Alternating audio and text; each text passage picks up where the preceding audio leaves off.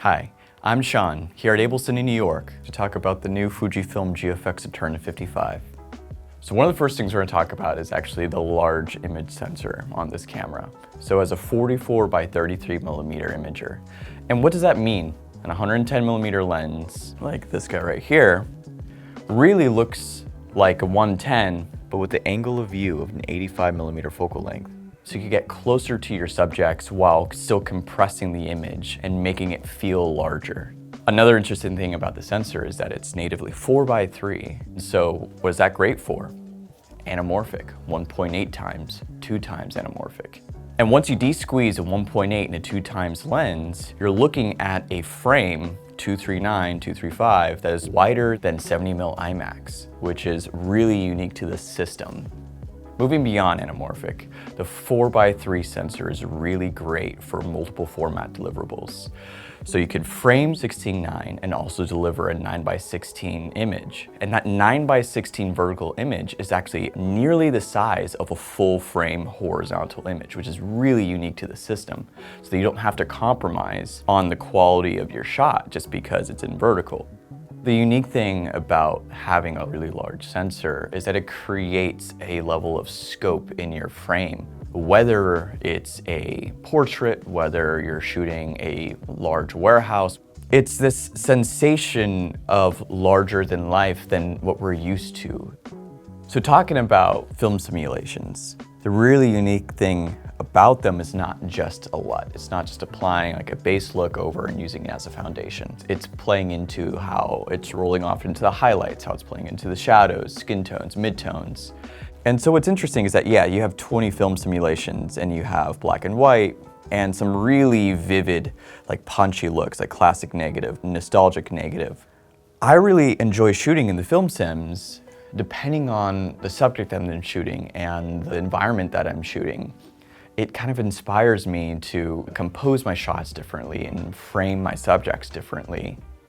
Moving beyond the film simulations, you have F-Log2C, which is Fujifilm's new log format, where it has an expanded gamut.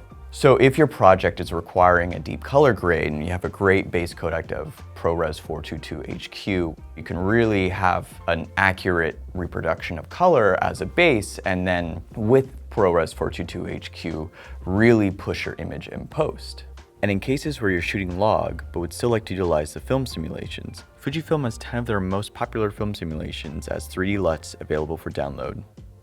The ETERNA 55 also has a built-in battery, so it just uses the same battery that they use in their still line.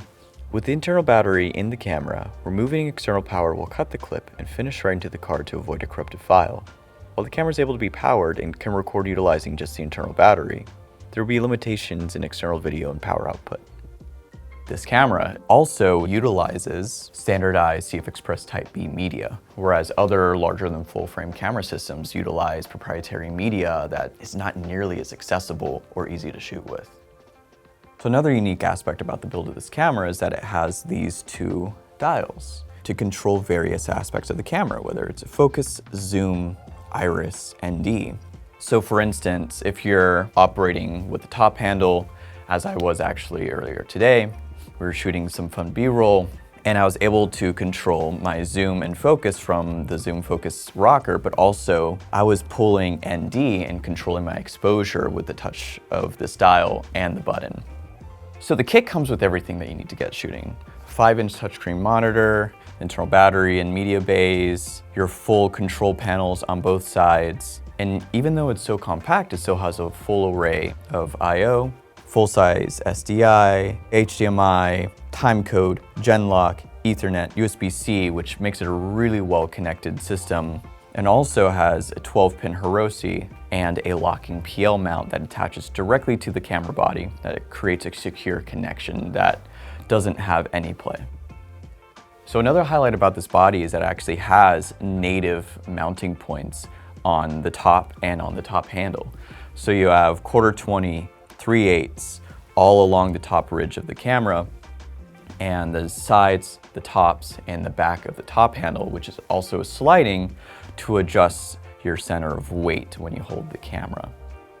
And that was the Fujifilm GFX ETERNA 55.